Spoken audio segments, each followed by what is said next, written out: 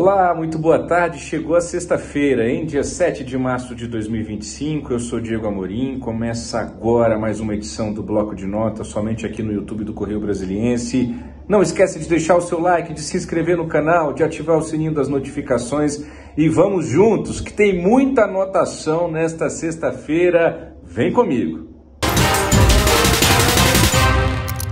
Muito bem, você que vai chegando vai deixando o seu like. Hoje nós vamos fazer as principais anotações do dia, começando pela economia. Ah, mas a economia é chata, eu não entendo nada. Não vai ter jeito. Hoje nós vamos ter que entender aqui um pouquinho de economia, porque é a principal anotação do dia.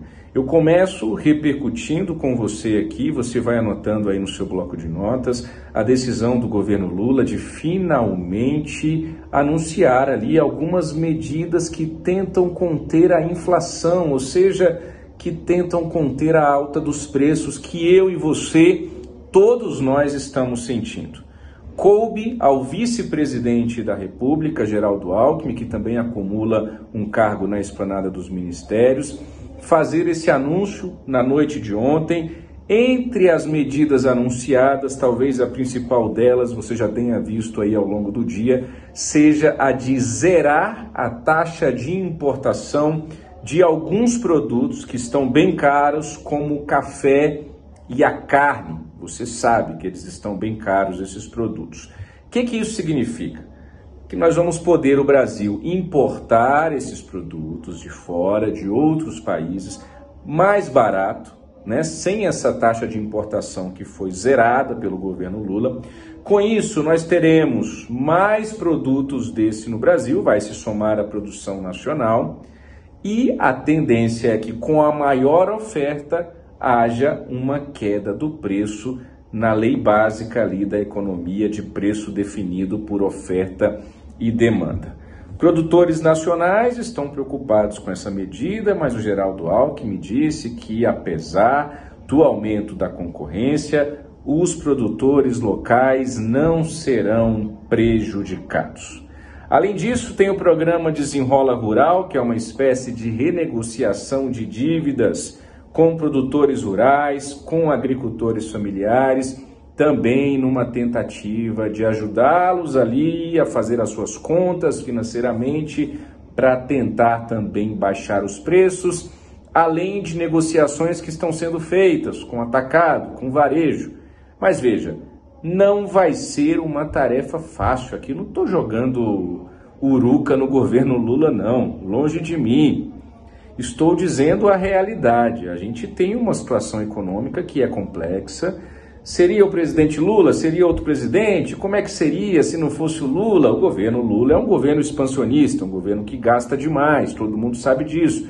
Isso tem efeito colateral na economia, mas nós também temos toda uma questão global de mercado interno, mas também de mercado externo, que envolve a formação de preços. Nós vamos ter mais um aumento do diesel, isso impacta no frete, isso vai impactar na inflação lá na ponta, ou seja, já há economistas dizendo ao longo do dia de hoje, minha gente, que essas medidas anunciadas pelo governo Lula, do ponto de vista prático, racional, não serão suficientes para conter a alta dos preços ao longo de 2025 e está todo mundo sentindo isso no bolso. Vamos virar a página do nosso bloco de notas, mas não de assunto. A gente continua falando de economia, mas vamos com tranquilidade, com leveza, da maneira mais didática possível para a gente aprender junto e fazer as principais anotações do dia. Vem comigo! Muito bem, este é o Bloco de Notas comigo, Diego Amorim, somente aqui no YouTube do Correio Brasiliense. E a gente continua falando de economia, porque hoje, como esperado, na manhãzinha desta sexta-feira, dia 7 de março de 2025, o IBGE, que é o Instituto Brasileiro de Geografia e Estatística, divulgou o PIB, o Produto Interno Bruto, o conjunto de riquezas de um país no ano de 2024, do ano passado, do Brasil. O PIB cresceu 3,4% ao longo do ano passado, apesar da desaceleração da economia, do PIB, no finalzinho do ano passado. Esse percentual está dentro do esperado, foi puxado pelos setores de serviço e indústria. O presidente Lula, que hoje visitou pela primeira vez em Minas Gerais um assentamento do MST, o Movimento do Sem Terra, se animou, disse que espera um PIB mais forte ainda neste primeiro trimestre de 2025 e, segundo o presidente Lula, no entender dele, chegou a hora da colheita. O Brasil, com esse PIB de 3,4% no ano passado, tem a maior taxa desde 2021, o maior PIB desde 2021, e encerra, portanto, o ano passado, o ano de 2024, como a 10ª maior economia do mundo. Acima da gente estão Canadá, Itália, França, Reino Unido, Índia, Japão e os 3 primeiros, Alemanha, China e Estados Unidos. Estados Unidos continuam sendo a maior economia do mundo. Há muitas análises, minha gente, anota aí no seu bloco de notas, que o PIB, apesar de ter engatado um 4º ano de bom crescimento, ele vai ter desafios. O PIB, que eu digo, a economia brasileira, vai ter desafio para esse ano de 2025, nós sabemos disso. Ainda há um sentimento de fracasso na economia. Aqui não estou fazendo nenhuma narrativa político-ideológica, estou trazendo aqui os fatos, esse é o sentimento, porque uma coisa é a economia, outra coisa é a sensação da economia. Os números são muito importantes na economia, são fundamentais na economia, mas eles não mostram tudo. Os indicadores positivos muitas vezes mostram a parte cheia desse copo que muitas vezes está meio vazio, meio cheio.